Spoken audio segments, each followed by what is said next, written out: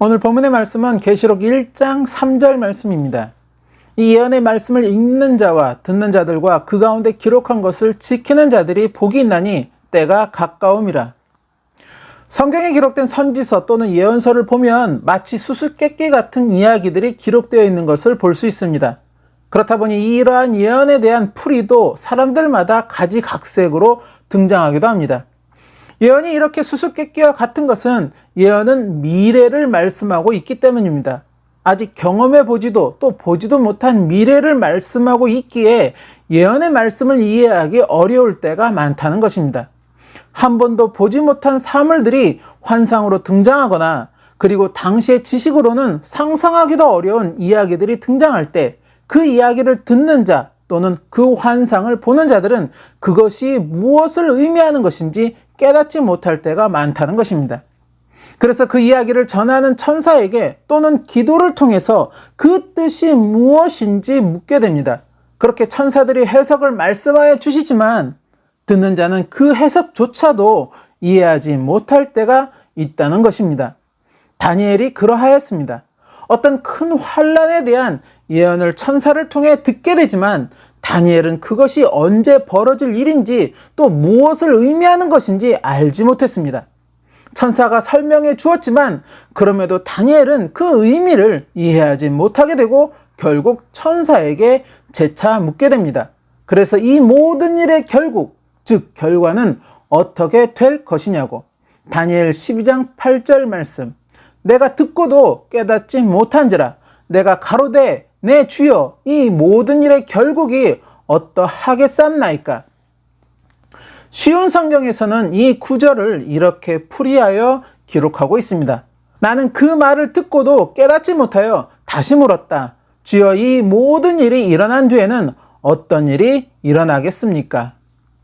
다니엘의 이 물음은 천사가 해석해주는 환난의 때와 과정 그리고 벌어지는 일들에 대해서는 깨닫지 못하겠다는 뜻입니다. 왜? 미래에 벌어지는 일이기에 내가 가진 지식으로는 도무지 생각할 수 없는 그러한 일들이기에 그래서 그 환난이 벌어지고 난 그 다음에 그 뒤에는 어떠한 일들이 있을 것이냐고 물었다는 것입니다.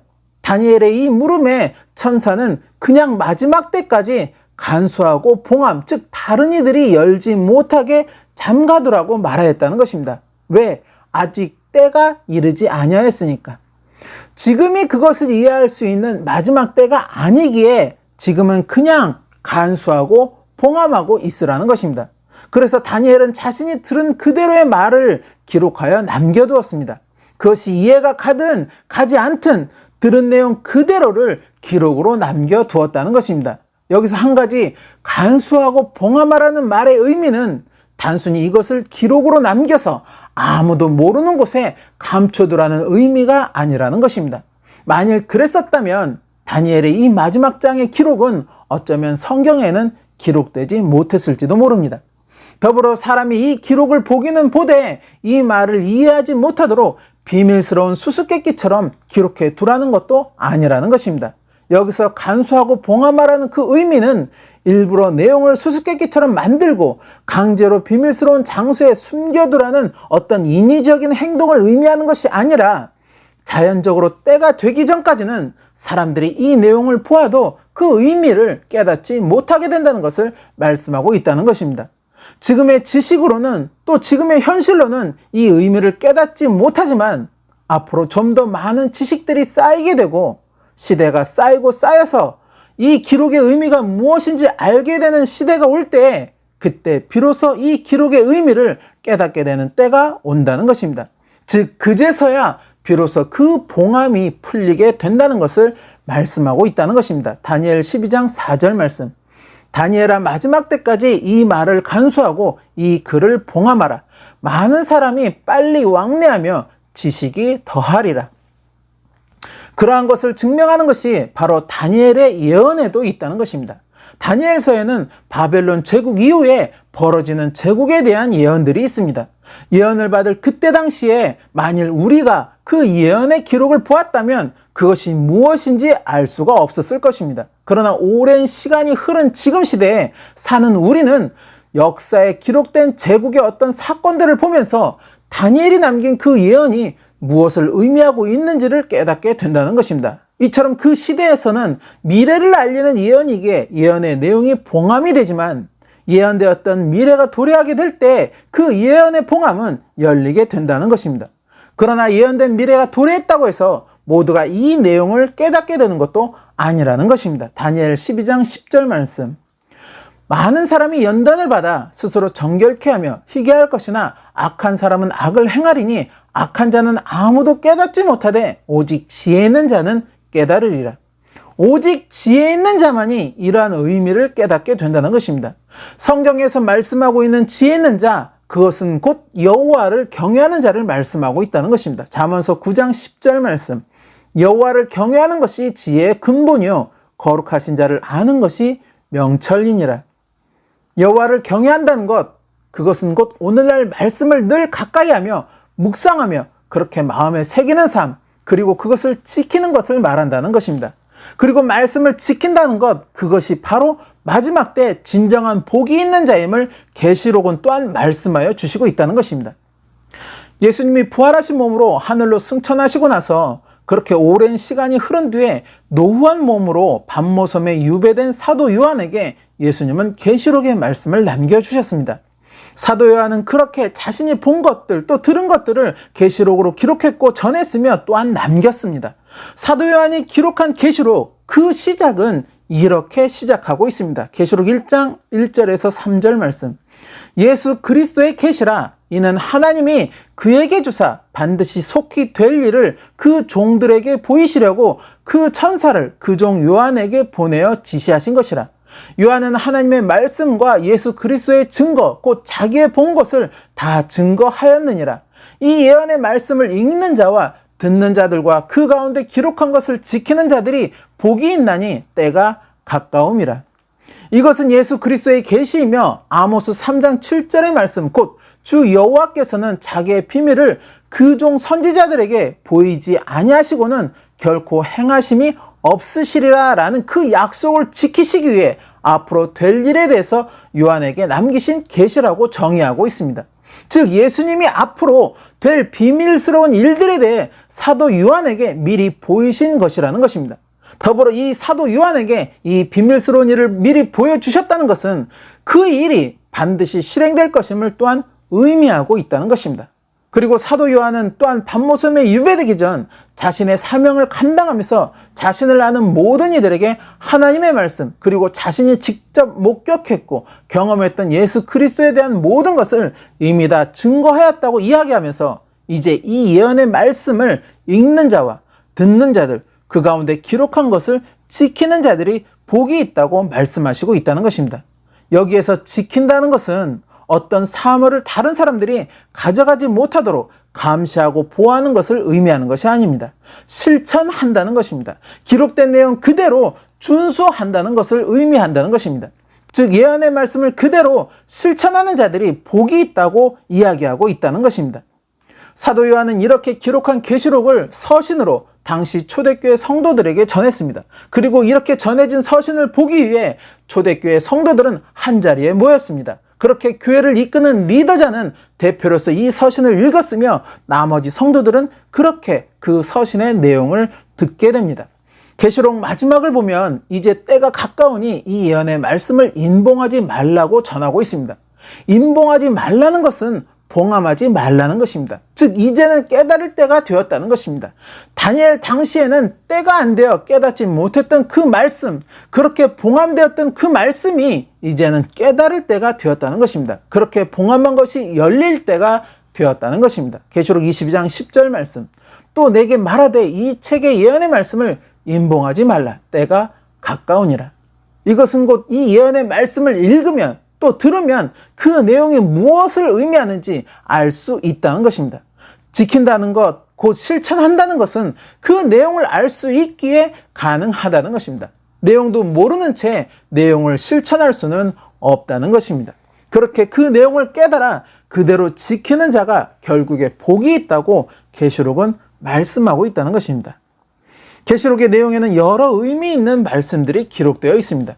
그 가운데는 특별한 단어들도 있고 어떤 표현에 대해 정확한 의미를 알 수 없는 수수께끼와도 같은 말씀들도 있습니다. 그래서 이러한 단어에 대한 또 표현에 대한 해석들 또한 분분합니다. 상징적인 것이다, 어떤 실체를 말하고 있는 것이다 등 여러 가지 해석들을 이야기하고 있다는 것입니다. 물론 그러한 것들이 구체적으로 무엇을 의미하고 있는지 아는 것도 중요하겠지만 계시록에서 전하는 가장 중요한 포인트는 바로 이것이라고 저는 생각한다는 것입니다. 이제 곧 세상을 심판하는 때가 올 것이다.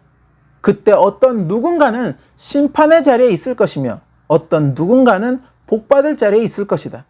그렇다면 계시록에서 말씀하고 있는 복받을 자들은 누구이며 심판을 받을 자들은 누구를 가리키고 있는가? 7 교회 서신에서 주님은 교회의 어떤 모습을 칭찬하고 계시고 또 어떤 모습을 책망하고 계시는가? 책망받는 자들에게 주님은 무엇을 요구하고 계시고 마지막 때까지 어떠한 것들을 지키고 있으라고 말씀하고 계시는가? 바로 이것을 볼 수 있어야 한다는 것입니다. 이 말씀을 토대로 내가 칭찬받는 자의 모습인지 아니면 책망받는 자의 모습인지, 설사 내가 책망받는 자의 모습이라면 그렇다면 주님은 그런 나에게 지금 무엇을 요구하고 계시는지, 또 칭찬받는 자의 모습이라면 주님은 마지막까지 너의 그 무엇을 지키며 살아가라고 말씀하시고 있는 것인지, 계시록에서 말씀하고 있는 둘째 사망, 그 심판에 들어가는 자들의 나열에 내가 지금 있는 것은 아닌지, 바로 이러한 것들을 살필 수 있어야 한다는 것입니다. 그래서 주님이 나에게 요구하시는 그대로 그 말씀을 지키는 자가 되었을 때, 그리고 끝까지 그 지킴을 유지하고 있을 때 우리는 주님이 말씀하시는 복받을 자로 설 수 있는 것이며 그날에 주님이 약속하고 계시는 상급을 누리는 자들이 될 수 있다는 것입니다. 곳곳에서 터지는 크고 작은 안전사고들, 그것은 대부분 어떻게 안전한지 알면서도 그것을 지키지 않았기에 발생하는 일이라는 것입니다. 비용 절감이라는 이유로, 또 귀찮다는 이유로, 자신은 능숙하니 괜찮다는 그러한 자만 등으로 인해서 발생하는 그러한 일들이라는 것입니다. 말씀을 읽고 들으면서, 그래서 그 내용을 알면서도 불구하고 그것을 지키지 못한다면 말씀은 그에게 아무런 유익이 되어주지 못한다는 것입니다. 말씀을 읽는다는 것, 듣는다는 것, 그렇게 말씀을 알아간다는 것, 그것은 분명 복받는 자로 나아가는 길인 것입니다. 즉 말씀은 축복의 자리로 나아가는 길을 열어주는 유익한 것이지만 그것을 지키지 못한다면 그 유익은 자기 것이 되지 못한다는 것입니다. 결국 그 유익, 그 복을 자신의 것으로 성취하기 위해서는 그것을 끝까지 지킬 수 있어야 한다는 것입니다. 초대교회 성도들은 자신의 모든 것을 희생하면서도 이러한 믿음의 삶을 지키고자 하였습니다. 왜? 이제 곧 언약된 주님이 오실 것이니까. 우리가 곧 주님 앞에 서게 될 것이니까 주님은 약속대로 믿음을 지킨 우리를 기쁘게 맞이해 주실 것이고 우리에게 상급을 베풀어 주실 것이니까 바로 그 소망으로 재림 예수님을 기다리며 세상의 모진 핍박과 순교를 당하면서도 믿음의 삶을 지켜 나갔다는 것입니다. 그리고 그렇게 2000년이라는 시간이 흐르게 되었습니다. 시간이 흐르면서 사람들의 마음에는 예수님의 언약이 흐려지기 시작하였습니다. 읽고 듣고 지키는 자가 되었는데 그 믿음을 지키기 위해서 많은 것들을 포기하고 살았는데, 말씀을 지키기 위해서 온갖 희생도 감수하고 살았는데 정작 주님은 아직까지 오시지 않았다는 것입니다. 이제 성경에 기록된 재림 예수님에 대한 언약은 비현실적인 가상의 약속이거나 아주 먼 시대에나 도래할 약속처럼 사람들의 마음에서 흐려지고 있다는 것입니다. 거기에 더하여 재림 예수님에 대한 잘못된 진리를 사회에 전파하여 많은 사람들이 이러한 잘못된 진리를 쫓게 만들고 그로 인해 일부 사회적인 무리까지 일으키기도 하였다는 것입니다. 그래서 이제는 종말, 재림이라는 말만 나와도 마음에 벽을 치게 되고 부정한 말이라는 시선으로 바라보게 되었다는 것입니다. 그러나 그러함에도 성경의 말씀은 변함없는 진리라는 것입니다.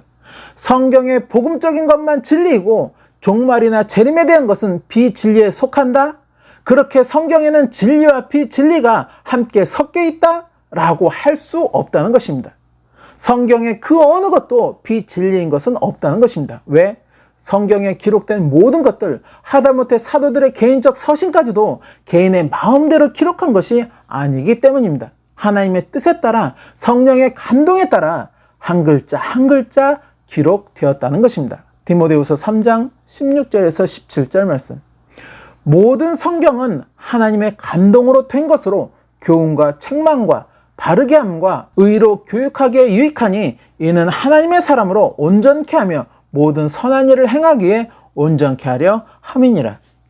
바로 하나님이 주시는 마음에 따라 역사를 기록하고 또 예언을 기록하며 서신을 기록하였다는 것입니다. 그러기에 성경 그 어느 것도 비진리는 없다는 것입니다.